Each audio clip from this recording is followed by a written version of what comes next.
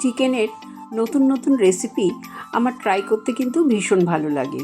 যেহেতু আমার ছেলে মেয়ে চিকেন খেতে ভীষণ ভালোবাসে, তাই আমিও নতুন নতুন রেসিপি ওদের করে খাওয়াই। নমস্কার বন্ধুরা, কল্পনার রসনা ঘরে সবাইকে স্বাগত। আজকে শেয়ার করব কারি পাতা দিয়ে চিকেন কারি। এই চিকেন কারি বানানোর জন্য 1 কিলো চিকেন ধুয়ে পরিষ্কার করে নিয়েছি।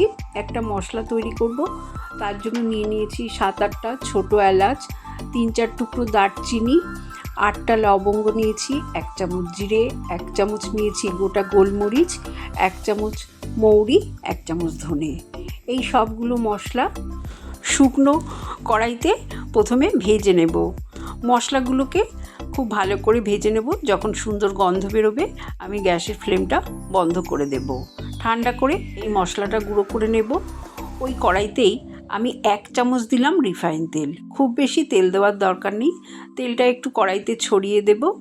তারপরে গরম হয়ে গেলে আমি বেশ কিছুটা কারি পাতা দিয়ে দেব। কারি পাতাগুলো লো ফ্লেমে ভালো করে ভেজে নেব, একদম মুচমুচে করে। এই কম তেলেই কিন্তু ভাজতে হবে। কারি পাতাগুলো ভাজা হয়ে গেলে আমি গ্যাসের ফ্লেমটা বন্ধ করে দেব। তারপরে দেখবে খুব সুন্দর মুচমুচে হয়ে যাবে। বন্ধ করে কড়াইতেই কিছুক্ষণ রেখে দেবে। তারপরে ঠান্ডা হয়ে গেলে মশলার সাথে একসাথে কারি পাতাগুলো গুঁড়ো করে নেব।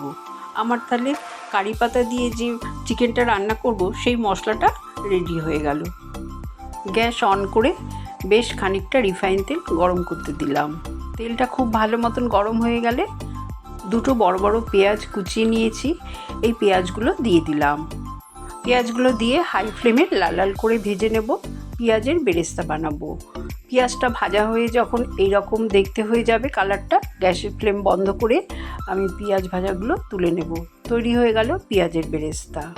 ওই তেলের মধ্যে ফোড়নে দিয়ে দিলাম 3-4টে এলাচ, 3টে লবঙ্গ আর 2 টুকরো দারচিনি।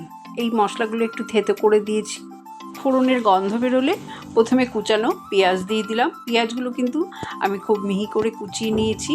এখানে 4টে বড় সাইজের পেঁয়াজ আমি কুচিয়ে নিয়েছিলাম। পেঁয়াজগুলোকে ভেজে নেব।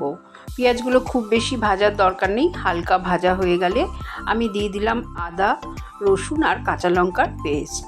এখানে আমি 1.5 ইঞ্চির মতন আদা, 15 কোয়া রসুন আর 4টে কাঁচা লঙ্কা একসাথে পেস্ট করে দিয়ে দিলাম। খুব ভালো করে এই মশলাগুলো নেড়ে নিলাম তেলের মধ্যে, যাতে আদা আর রসুনের কাঁচা গন্ধটা চলে যায়। তারপরে আমি চিকেনগুলো দিয়ে দিলাম। চিকেন দিয়ে হাই ফ্লেমে খুব ভালো করে চিকেনগুলোকে একটু ফ্রাই করে নেব। গ্যাসের ফ্লেমটা প্রথমেই যদি লো করে দাও তাহলে কিন্তু চিকেন থেকে অনেকটাই জল বেরিয়ে যাবে। কালারটা চেঞ্জ হয়ে গেছে দেখো। এবার দিয়ে দেব স্বাদ অনুযায়ী নুন, 1 চামচ হলুদ গুঁড়ো, 1 চামচ লাল লঙ্কার গুঁড়ো, 1/2 চামচ দিলাম ধনে গুঁড়ো। ঝালটা তোমাদের পছন্দ মতন দেবে। 1/2 চামচ চিনিও দিয়ে দিলাম। 4টে আরও চেরা কাঁচা লঙ্কা দিলাম। সব কিছু দিয়ে খুব ভালো করে এবার হাই ফ্লেমেই নাড়াচাড়া করে নেব। তারপরে আমি 150 গ্রাম দই ফেটিয়ে রেখেছিলাম, সেই দইটা দিয়ে দেব। এবার দইটা দিয়েও কিন্তু চিকেনটা খুব ভালো করে নাড়াচাড়া করতে হবে। তারপরে গ্যাসের ফ্লেমটা একদম লোতে করে ঢাকা দিয়ে কিছুক্ষণ রেখে দেব। আর মাঝে মাঝে কিন্তু ঢাকনা খুলে চিকেন নেড়ে দেব। প্রায় 15 মিনিট পর তোমাদের দেখাচ্ছি। দেখো চিকেন থেকে কিন্তু ভালোই জল বেরিয়ে গেছে। এই জলেই চিকেনটা ভালো মতন সেদ্ধ হয়ে যাবে। এবার আমি দিয়ে দিলাম যে ভাজা মশলাটা করেছিলাম কারি পাতার সাথে, সেই মশলাটা পুরোটা দিয়ে দিলাম।